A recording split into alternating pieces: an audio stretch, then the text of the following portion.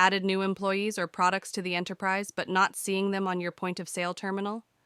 Just follow these steps and we'll guide you through the process to sync the terminal with Enterprise. Step 1.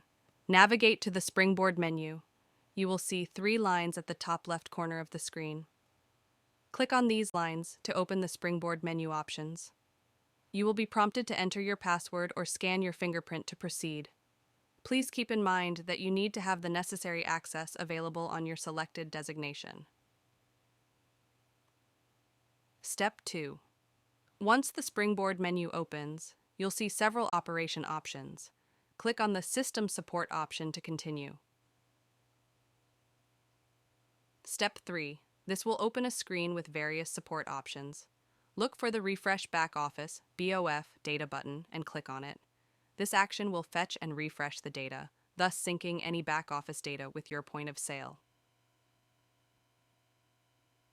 By following these steps, you should be able to fix the problem on Unity Enterprise. If you have any further questions, please don't hesitate to reach out to our call center. They will be happy to assist you with your queries.